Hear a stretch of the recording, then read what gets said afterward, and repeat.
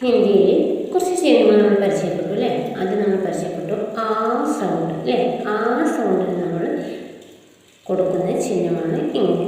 പിന്നെ നമ്മൾ പരിചയപ്പെട്ടു ഈ സൗണ്ട്, ഈ ശബ്ദത്തിന് നമ്മൾ കൊടുക്കുന്ന ചിഹ്നം ഇടതുലൈ വശത്ത്, അക്ഷരങ്ങളുടെ ഇടതുവശത്തുള്ള ഒരു ലൈൻ അല്ലേ, വള്ളി. പിന്നെ നമ്മൾ ഈ ശബ്ദം പഠിച്ചു. ഈ ശബ്ദത്തിന് നമ്മൾ ഈ ഒരു വള്ളി എന്ത് ചെയ്യുന്നു? റൈറ്റ് സൈഡിലേക്ക് കൊടുക്കുന്നു അല്ലേ, വലതുവശത്തേക്ക് കൊടുക്കുന്നു. പിന്നെ നമ്മൾ ഊ ശബ്ദം പഠിച്ചു. ഊ ശബ്ദത്തിന് നമ്മൾ അക്ഷരങ്ങൾക്ക് താഴെ ഇങ്ങനെ ഒരു ചിഹ്നം കൊടുക്കുമ്പോൾ ഊ ശബ്ദമായിരിക്കും. കൂ, പൂ, ലേ, സൂ എന്നൊക്കെയുള്ള ഊ ശബ്ദം നമ്മൾ പഠിച്ചു. ഇനി നമ്മൾ പരിചയപ്പെടാൻ പോകുന്നത് ഊ ശബ്ദം. അതായത് മലയാളത്തിൽ ആദ്യം നമുക്ക് നോക്കാം ഊ പ്ലസ് ഊ ശബ്ദമാണ്. ഊ ശബ്ദം ഹിന്ദിയിലെ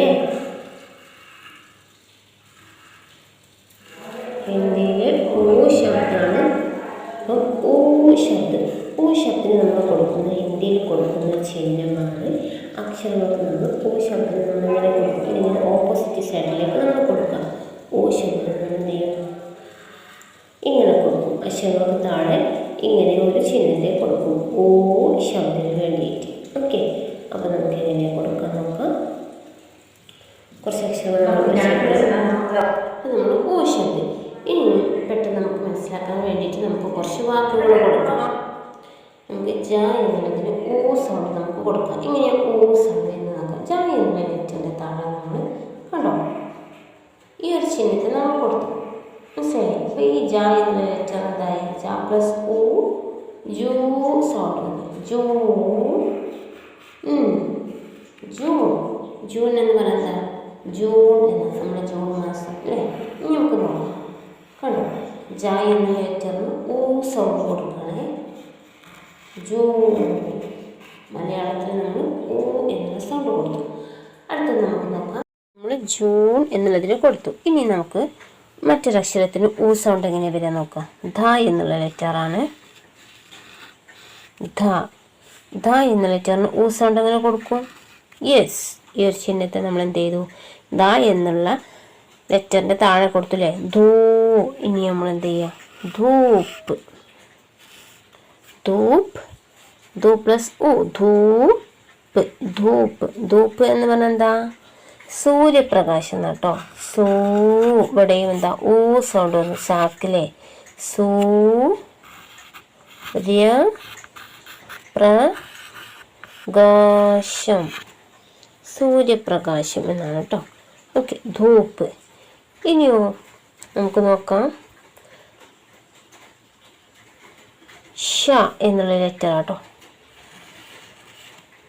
ഈ ലെറ്റർ നിങ്ങൾക്ക് പരിചയം ഉണ്ടാവും. ഷ എന്നിട്ട് നമ്മൾ ഊ സൗണ്ട് കൊടുക്കാം. ഷ പ്ലസ് ഊ എങ്ങനെ കൊടുക്കും?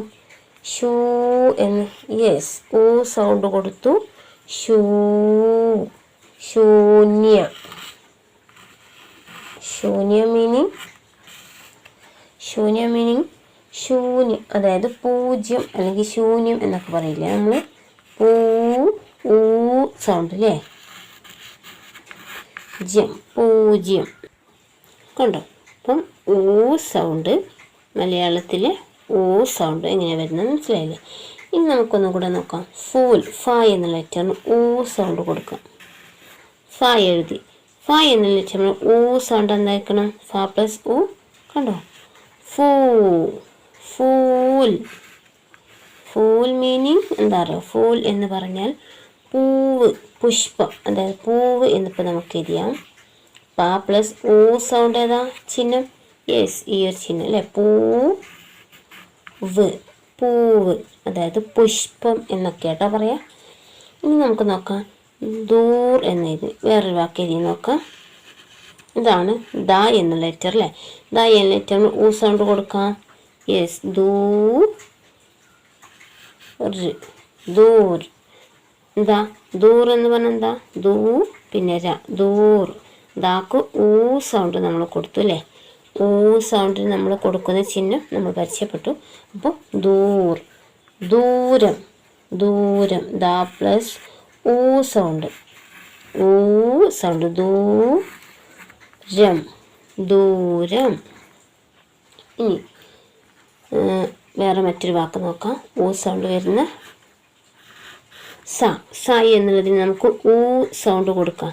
സ പ്ലസ് ഊ സൂ. സൂ ര ജി.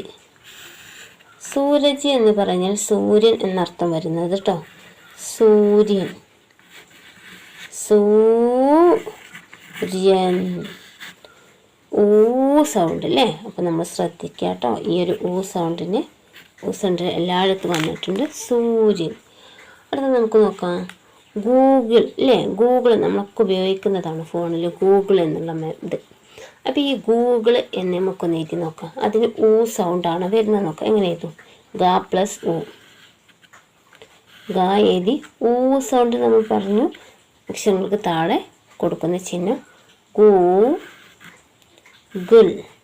ഗൂഗിൾ അല്ലേ. ഗൂഗിൾ മീൻ ഗൂഗിൾ. നമുക്കറിയാം ഗൂഗിൾ. ഗൂഗിൾ. ഗൂഗിൾ. ഇനി നമുക്ക് ഒരു പേരായിക്കോട്ടെ അല്ലേ. ലൂസി എന്ന്. എങ്ങനെയാ. ഊ ലാ പ്ലസ് ലാൻ്റെ താഴെ ഊ സൗണ്ട്. ലൂസി.